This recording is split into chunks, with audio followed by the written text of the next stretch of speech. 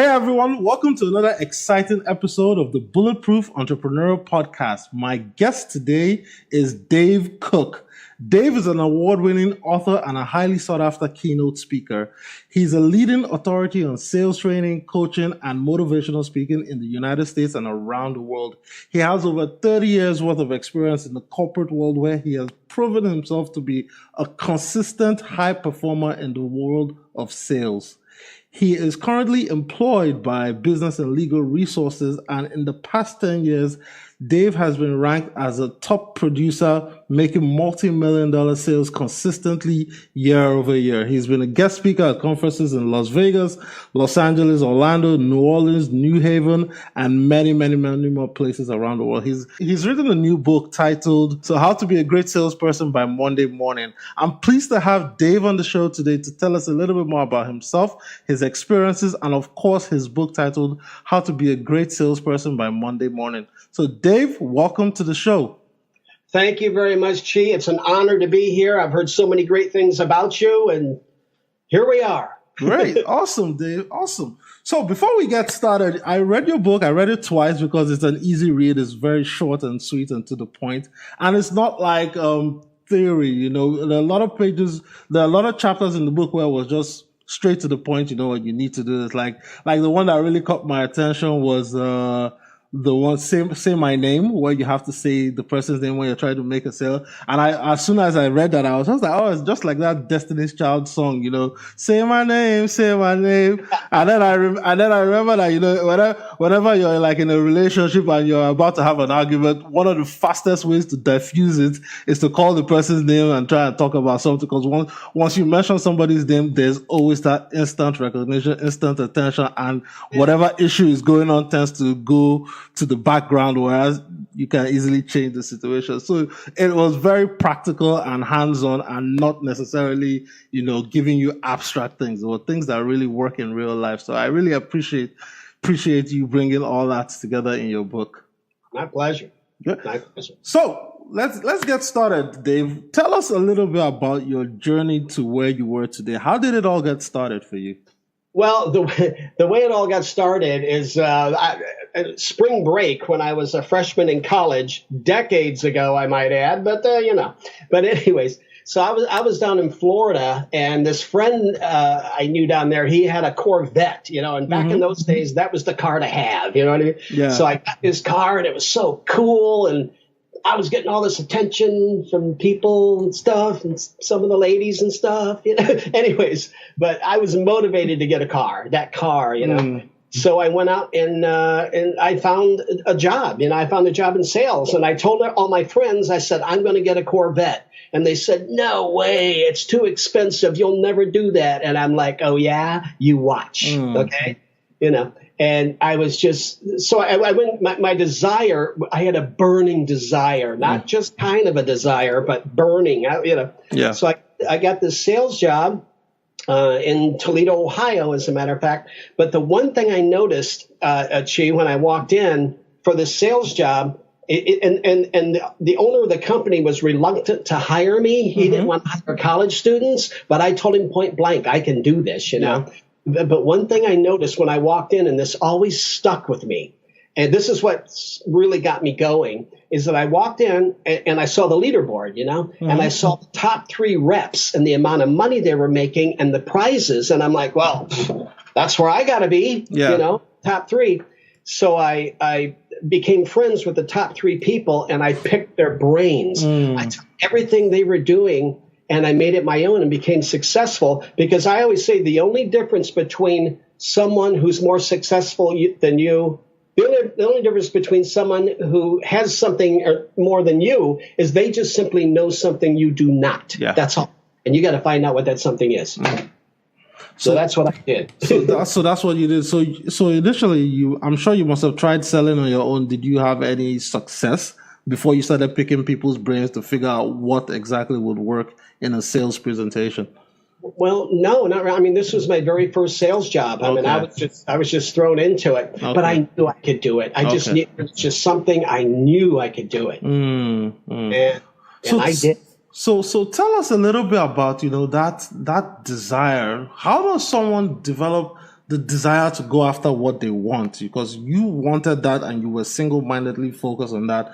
And I think that's one thing that stops a lot of people from getting what they want, is that they've not made that commitment to have that desire to just go for it. So can you speak to being able to prepare yourself or to get yourself that burning desire in your heart before you can now go after whatever goal you want, whether it's to be a multi-million-dollar sales producer like you, to get into grad school, or whatever it is? Yeah. Well, the only thing, I mean, you really have to do, you just have to go into a room somewhere, close all the doors, turn off the lights, and just sit there, close your mind, listen to your voice, and let that voice, that all-important voice, tell you what it is, what you want. You know, everybody knows, that voice is telling you. Don't deny what that voice is saying, and do not be afraid to act on it, because the thing is, once you take a leap and once you get out there, if you don't know how to do something, once you step out and do it, you'll find the ways to do it. Don't worry about that. So just don't be afraid. What they say,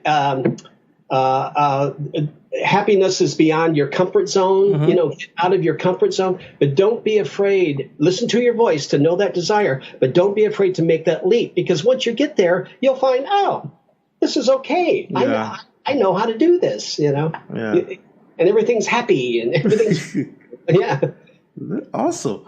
So you picked the brains of the top salespeople in your organization, and you guys were selling air filtration systems, correct? Yes. So that's not a very sexy product to start off selling, Yeah. How were you able to start selling at such a vigorous pace that you were outstripping people? And this was your part-time job, so you were outstripping people who were doing that full-time for a living, because during your first week of training, you went on sales presentation, learning, and nobody made a sale. And you were expected to be discouraged, but you know what? You stuck to it. You did it. You were beating people whose full-time jobs were that. So tell us a little bit more about what were the things you learned, and then how are you able to make something like selling air filtration systems sexy? Because people think you can't sell something like that. Yeah. Well, one thing, when I was riding out with people learning, that was the learning process, I didn't see sell, but I always kept my eye on the prize. The prize was, I knew I was going to sell. You have to expect it within your own self. I knew I was going to do it. But one of the things that really made me do it, when I would go into somebody's home, an air filtration unit is not sexy. Okay. I agree with that 100%. But the thing is that, in my heart, it's like, I'm a performer, I'm an entertainer. I just say, but I would go into someone's home, and one of the biggest things, I would get them laughing, so important. You want to get your customer laughing. So I go into someone's home, it's just, they're sitting around watching TV, and I come in, I would come in with my suit on, right? Yeah. And I would say, excuse me, do you mind if I take off my jacket? They would go, oh, no, go ahead and take it off. I would take off my jacket, and I'd turn around, and I go, oh, this isn't the shirt I'm wearing with the hole in the back, is it? Is this the shirt with the hole in the back? They'd start laughing, and they'd say, no, you're fine, So they relaxed. You get someone laughing, they're open to what you have to say, So I made it fun. I just made it. I got the people laughing. When people laugh, endorphins are released in their brain. They're happy. Happy people listen. Happy people buy. Yes. So that's always my first thing I tell everybody. And it's chapter 1 in the book. Yep. In my book, it's like make them laugh. That's the most important thing, because they relax and they think, oh, this is going to be fun. Yay. But a lot of people will tell you that, hey, look, you're okay. So let's look at it this way. You're an extrovert. You like to perform. You like to be around people. You get your energy from being around people. What if it were on the other side, somebody that's a little introverted and they're like so scared of just even making that. They know the information in their head, but they're so scared because they're not as boisterous. They don't think they're funny. They might be funny with their friends, but until they get to warm up and know you, in a sales presentation, you don't have that much time to sit around and get to know the person. So how would you, coach that person to overcome that first step? Well, overcoming that first step, I mean, it's obviously just going to take practice, just diving in and doing it, you know. But the thing is, do find some jokes, little jokes, silly little things. Like, if you hear something creaking, that's my bones. I'm not as young as I used to be. Ha, ha, ha. You know, silly little things like that you have in your arsenal. So you'll have like 6 or 8 jokes, or not even jokes, but statements that are funny, you know. And once you start saying them and using them over and over, you know, and your customer's laughing, I mean, you'll get a little confidence, you know, you'll build your confidence. So, and also too, I mean, don't be afraid of failing, as we know. You probably heard the expression "fail forward." Yeah. You know, it's pretty common expression. I love it, but that's true. It's like, so what, you know? But when you fail, you're learning. But I would say just anything to get the customer laughing, like the one I just said, you know, I'm getting so old, my bones are creaking, you know, it's silly stuff. But get 2, 3, 4, 5 of these, and then you'll suddenly find that, whoa, I can make people laugh. This is pretty good, you know, and it's the standard jokes you'll use every single time. You've heard the jokes a million times, but the customer's only heard them once. You know? Yeah. Just get your little arsenal. 4 jokes, 3 jokes, 4 jokes. Ask your friends. Ask the salespeople who've been doing, you know, what kind of funny stuff you got. I want to get my people laughing. And then once you get someone laughing, you'll gain confidence, you know. Awesome. So it's just basically like having a set, like a comedian, because if you watch, like I tend to watch Russell Peters. He's a funny comedian out of Canada. You watch Jay Leno or who any of those guys doing stand up. They have the same stock jokes. Maybe they might rearrange them and have new jokes, but every audience they go to is always different. So if you watch a lot of YouTube videos, you notice that the same jokes keep appearing over and over again, but the audience cracks up every single time because they're different people. Yeah, and you know something, Chi? You hit a really good point there. I'm glad you said Jay Leno, because Jay Leno actually said to a up-and-coming comedian one time, all you need is 5 minutes. That's all you need is 5 minutes. 5 minutes of, like, funny stuff. You know what I mean? That it just breaks the ice. So, I mean, all you need is, like, 2, 3, 4, 5 jokes or something. So get those little jokes, and you'll get them laughing, and you'll gain confidence, and you'll have fun. You know? So what's the next step once you've broken the ice and they're now like more receptive to hear you make the sales presentation? Okay. All right. So the next thing, I just want to put this in real quick. You want to say your customer's name over and over and over and over. Okay. Because the sweetest sound, this is so important, the sweetest sound to anyone's ears is the sound of his or her own name. Yeah. And another thing, too, when you say someone's name, you're breaking a wall. You're breaking a barrier. You get closer. They listen. And then another thing that's extremely important is when you really want to drive a point home. Say you're showing your products, right? You got a few laughs out there. You got a few jokes, like we were saying, you know, and you're getting to a wow factor in your product. You know that, right? Say the customer's name first, because it's innate since we were little kids.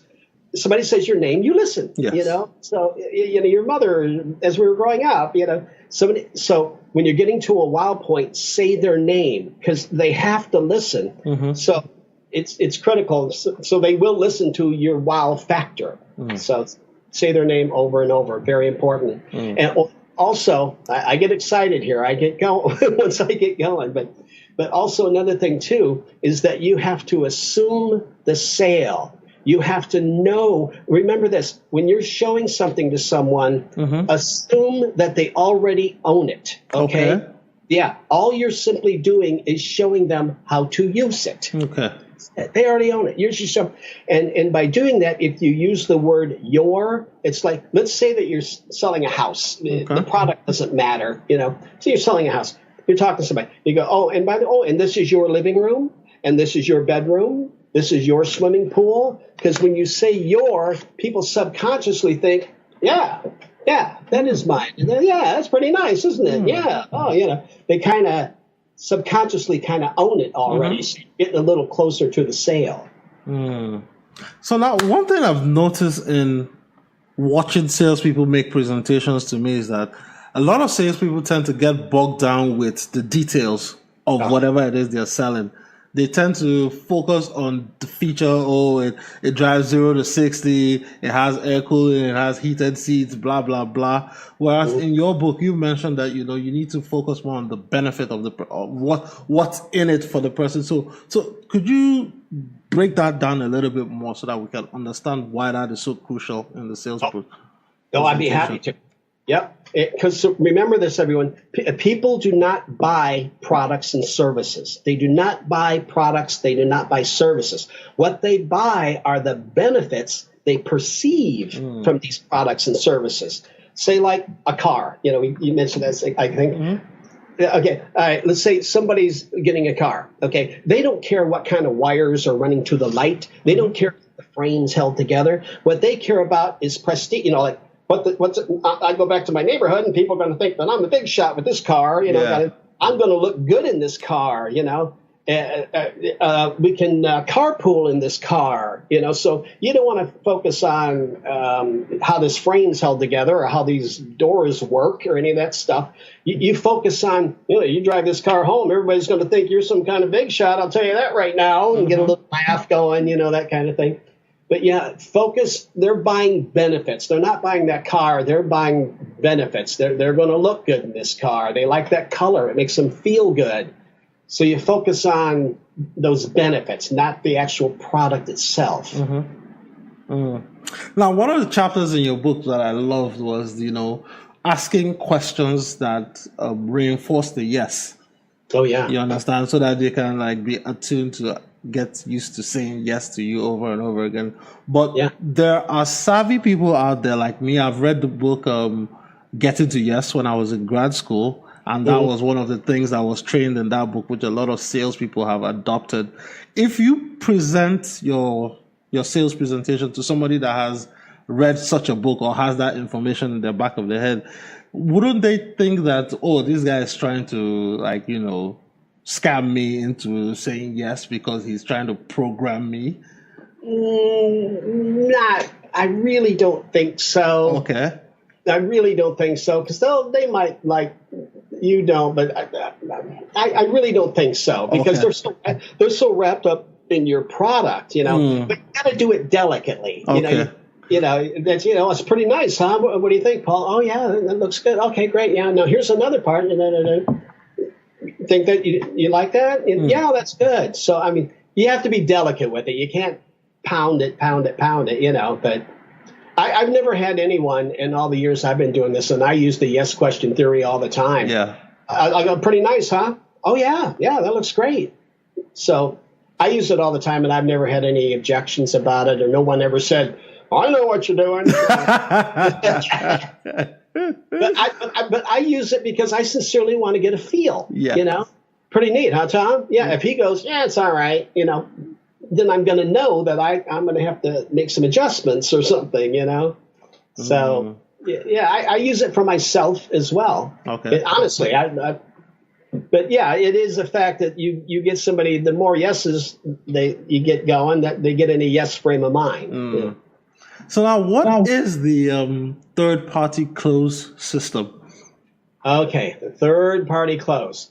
All right, so, or for example, well, it's kind of no matter what you're demonstrating. Mm-hmm. Okay, let's say for whatever it could be that you're showing someone, right? And you're at a wow factor, right? You're something that's, whoa, that is really cool, You can say to and I'm sure it's happened to everybody at one time or another, they're showing something and a customer interrupts them and go, I love this. Look, I'll take it. Mm-hmm. How do I get started? So at those little wow factors like that, you can say to someone, I was talking to somebody the other day and they just stopped me right here on this one and said, I'll take it. Okay. So you got to be real delicate with that, though. But you do. That's the third party. You're talking about somebody, they stopped me right here and they said, I'll take it. And then you pause for just a beat. You allow them a beat to go, I'll take it. If they do, if not, move on. But the thing is, what you are doing, you are actually giving your customer permission to say, I'll take it. Okay. So that's the third party. Okay. Letting them know that other people have stopped you in the middle of your presentation and said they'll take it. So. Okay.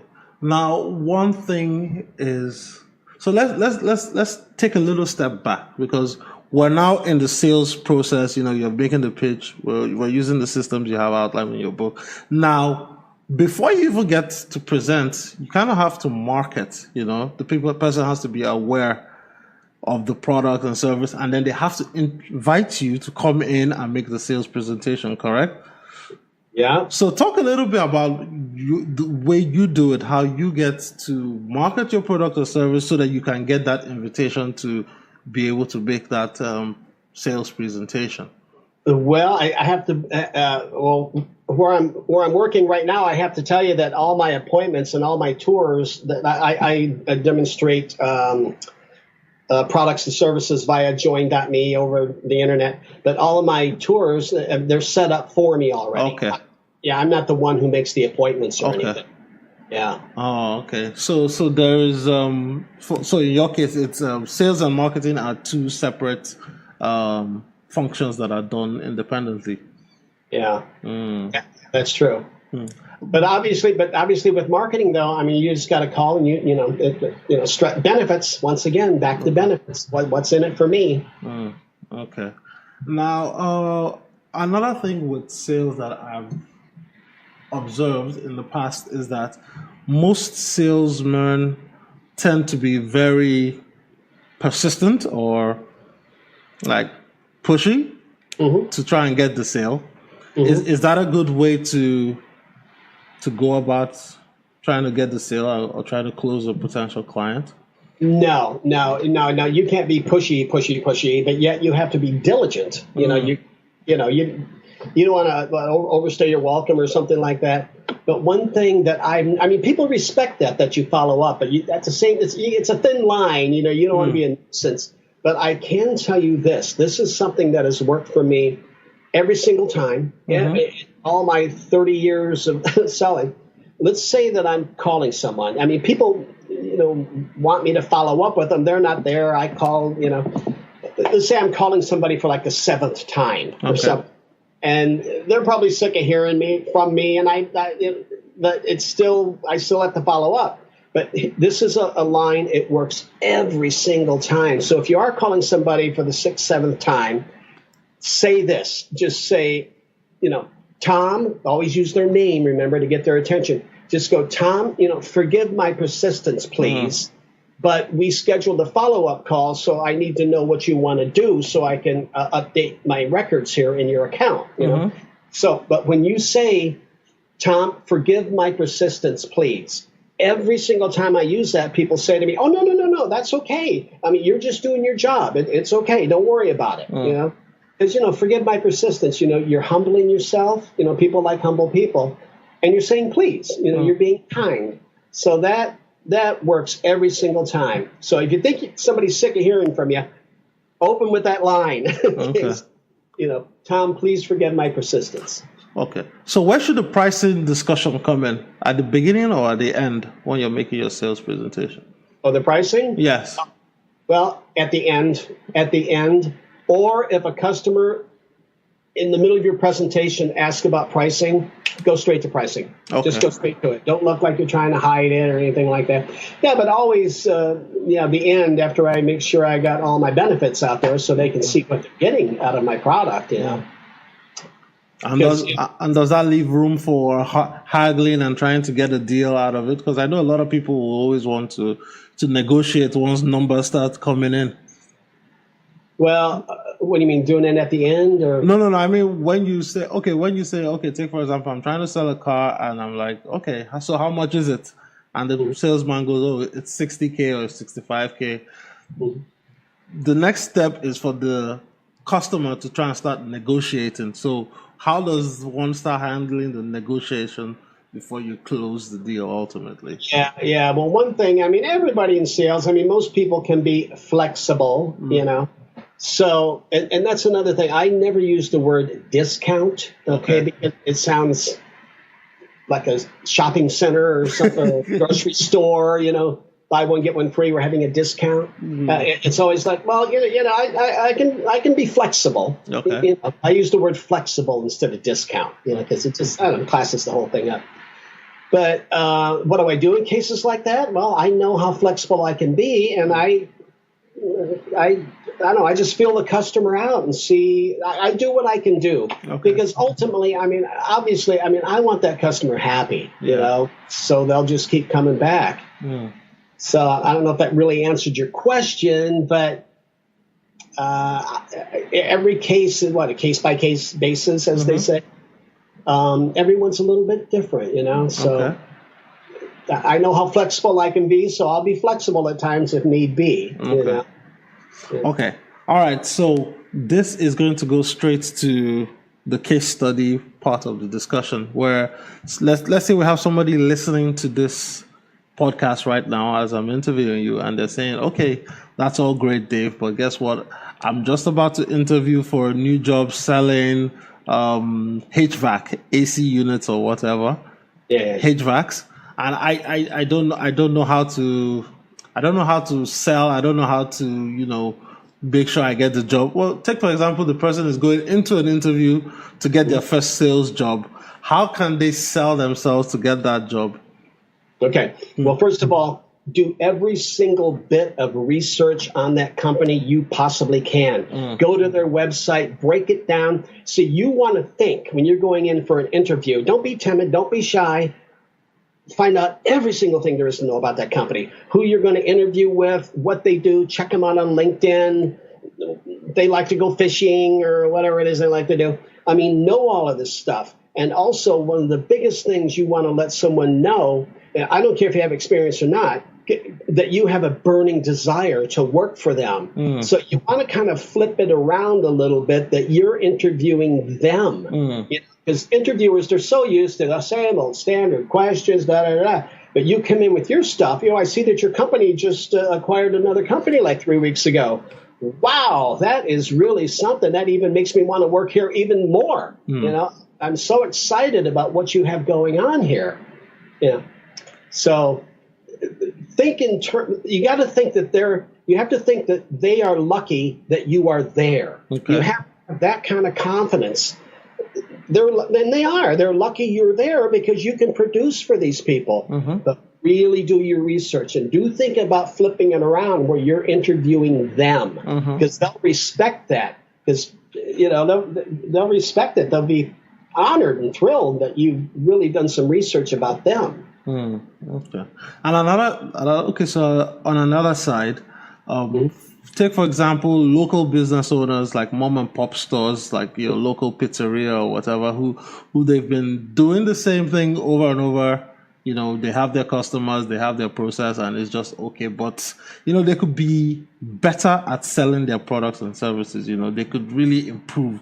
I know we've spoken a lot already, but I want you to give us one or two things that a local business owner can start doing right now today to start improving their sales, so that they can see that, man, Dave knows what he's talking about. Let me go get his book and let me read and digest everything he's talking about, so I can fast track my business. Yeah, I'm so glad you asked that question, Chi, because one of the reasons why I wrote my book is I had the small business owner in mind. I really did. I love going to the mom and pop stores and giving them my business. I really do.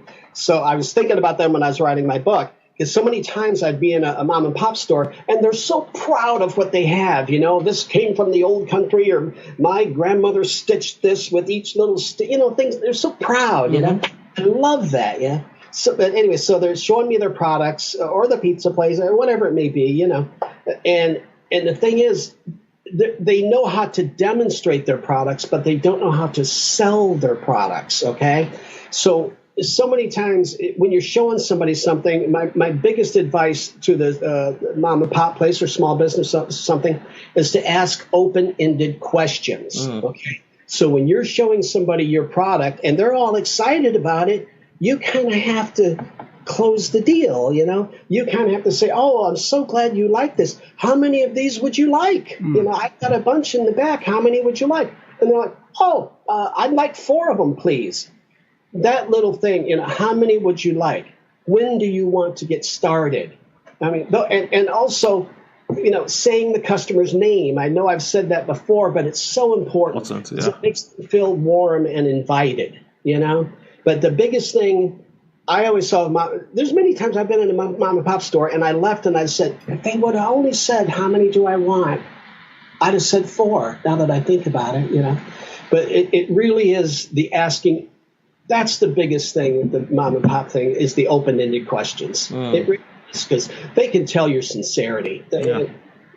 But, when do you want to get started? How many would you like? Those kind of things is what the mom and pops really want to do. Very awesome. So as we start to wind down the show, Dave, so I have just 1 or 2 wrapping up questions before I let you go. So the first thing is, right now it's May, so it's graduation season in the United States and many parts of the world, and a lot of people do not know what they're going to do for their first job or their career or whatever. So what are some words of wisdom or advice you could share for someone that is just coming out of school and is, uncertain of what the future holds in terms of their career, how to make a living, etc.? Yeah, well, like I was saying, I mean, the one thing you just have to sit down and you have to, think about what your desire is, what you really, really, really, really, really want to do and go out and pursue it. And when you do interview with people, once again, I'm repeating myself on this one, it's just so important, though, is to know every single thing about the company you're interviewing for and let them know. I mean, you got to go in with the confidence of knowing they're lucky you're there without being cocky. I mean, you don't want to be cocky or anything, but you attitude and, like I was saying, turn the interview around where you're interviewing them. That's very, very important. But it's all about, real desire. Real desire. What do you really want to do? If you have to go in on an entry level somewhere, which most of the time you do when you're just out of school and stuff like that, fine, do it. You can get in, you can prove yourself. I mean, you got what it takes. Everybody's going to see it. They're going to know, So don't be afraid to take a less than what you want just to get your foot in the door, because you're at the door. That's the main thing. And then from there, you can fly like an eagle, But know everything about their company, because they'll be extremely impressed with you if you know every little detail about their company. Okay. And my final question for today is, looking back on your career, like I said, you've been recorded in your company for the over past 10 years, being a consistent top performer, selling multi-million dollars of products, Looking back on your career, is there anything you think you could have done differently to fast track your success or your rise to the top? Or is there anything you would have done differently? Any mistakes you made that you think you wouldn't have done? I'm trying to think. I mean, I not really. I mean, I've always been very competitive. I mean, extremely competitive. It's a hard question. No, I've always been right up here at the crest of the wave. And if I get off track on the crest of the wave, I find ways to get back on the crest of the wave. I was like, what am I going to do? How can I change this? I'm always thinking and always trying to find ways to better myself by reading books. I read many books just like you do, and so I mean, no real regrets I can think of right off the top of my head, because I so enjoy being out there on the crest of the wave, being one. I'm not always number one. Sometimes I'm number two, sometimes number one, back and forth. But I'm always motivated, by sales. I mean, I just love sales. I mean, the fact that you can, make someone's life easier with your products and services, you can save them money. You can make someone's life better. That's extremely rewarding. And one more thing, if I may, Sure. Chi. Yes, okay.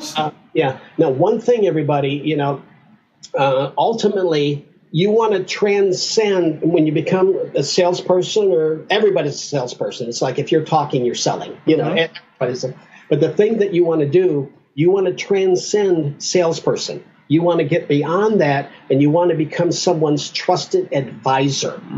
That's what you want to get to. And you can only do that by proving yourself to your customer. And a A trusted advisor is genuinely interested in their customers' needs, and they put their customers' interests first. And your customers will pick up on that. They'll know that. And if they know that you're a trusted advisor, they'll just come back to you and go, Sally, what's the best thing over here? This, and this. Oh, okay, fine, thank you. So you eventually want to get to the trusted advisor level there. Awesome. And with that said, my friend, we've reached the end of the interview. It's been a great conversation. I really want to thank you for coming to share your story and your words of wisdom. But before I let you go, where can people find you, get to know more about you? Obviously, get the book, How to Be a Great Salesperson, by Monday morning, and maybe even potentially reach out to you if they say, hey, Dave, I like what I heard. Why don't you come talk to us or talk to my team or teach us how to be better salespeople? Oh, yeah. Please get in touch with me. The way you can go to my website. Well, a couple of ways. You can go to my website, and my website is salestrainingonthego.com. So it's salestrainingonthego.com. So that'll get you to my website. That'll get you to my email address. And then if you want to go directly in and get my book, straight to my book if you want, you can go to Amazon and just type in Dave Cook. Dave Cook, C-O-O-K. It's Dave Cook. So, yeah, let me hear from you. I would love to hear from you.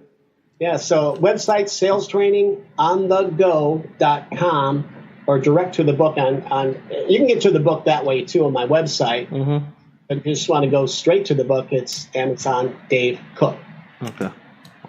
Cool. I got it right here. So I'll make a note of that in the show notes once the episode is edited and ready to go live. Dave, it's been a pleasure having you on the Stool to share your story and your words of wisdom. I truly appreciate you taking the time to spend this 1 hour to teach us more about how to be better salespeople, especially by Monday morning. Yeah. Something people ask me, how'd you get that title? How'd you think of that title? And I think, we were talking earlier, there's so many practical things, so many things. It's meant to be a weekend read, but so many things you can use right now. Make them laugh, say their name, assume the sale. All these little things you can tweak in your conversation that make people like you and want to buy from you, which is very important. And the key is to remember that, sales is not just about selling like the next widgets to a customer. You're always selling yourself. You're selling yourself to your spouse. Your kids are selling themselves to you. Life is a big sales situation. It's made up of many sales situations. So as long as you have one-on-one relationships with people, you're always going to be selling something. An idea, a trip, going out to eat, something. You always got to sell something. A movie. Your wife wants to go to this movie. You want to go to that movie. You're selling her on why your movie's better. Yeah. Yeah. Cool. So with that said, thanks for coming on the show. I truly appreciate it once again, Dave. My pleasure. Chief, thank you so much. And everybody out there listening, I sincerely enjoyed speaking with all of you. And, go to my website. Please get in touch with me. It was an honor, Chief. Thank you so much.